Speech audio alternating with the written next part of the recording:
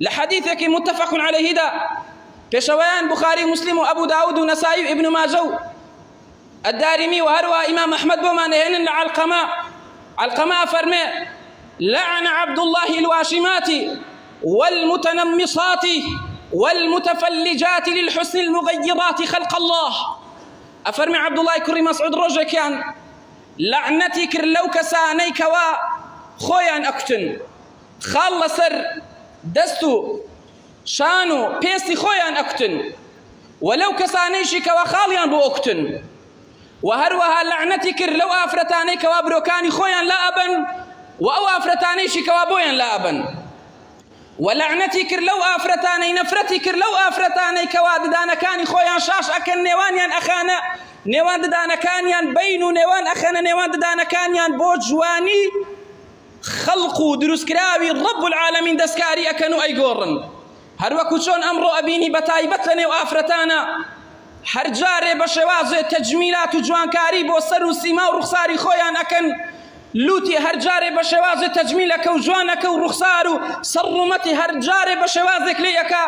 ياخذ للرقاي سنابا وبرنامجاني موبايل وسيرك كابرا رسمي خوي أقريو بلاوي أكاتا وياخذ فيديو خوي أكا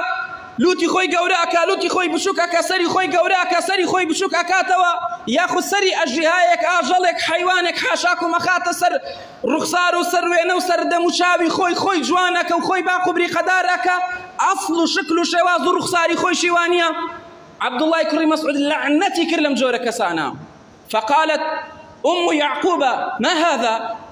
داك يعقوب شي وش يا عبد الله؟ قلت لعنتك إلى شوي لعنتك إلى شوي أود شوي هنا أو لعنتي أكيل شيء.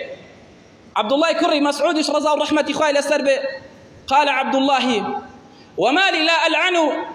من لعن رسول الله صلى الله عليه وسلم وفي كتاب الله. عبد الله قلتي من شون لعنتنك من نفرتنك من لكسك كرسول الله صلى الله عليه وسلم لعنته نفرت لك دولكاتك شالك تيبكي رب العالمين يا لقرآني بيروزاها يا. قالت والله لقد قرأت ما بين اللوحين فما وجدته. دايك يعقوب قلت سين با الله نيواني هردو برقكي قرآن مخوندوته وأويل قرآن هشيوام نبيني وتشوي هنا أو لعنتاكي. قال عبد الله كري مسعود فرموي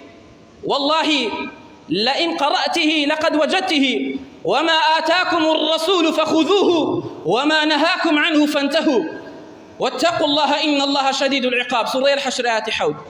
كتي أي دايك يعقوب سين با الله أجر قرآن بتواي بخوين باي ولي تيجيش باي لي حالي باي أدبيني كلا قرآن رب العالمين لعنتي كرد ولا مجورك سانيا أوني رب العالمين أفرمي هرشتك بيغمبري خو عليه الصلاة والسلام فرمانتان بيك إيوه وريقرن إيوه جيب جيكن وكاري بيكن ولا هرشك الرجريتان ليك إيوه ميكن مخالفي أمري بيغمبر مكن صلى الله عليه وسلم لخواب ترسن أهل إيمان وإيمان داران جورايلي بيغمبركتان كان صلى الله عليه وسلم بفرماني مكن چونك بيغمان رب العالمين سزاو طولي زور تندو بأيشو بأزارا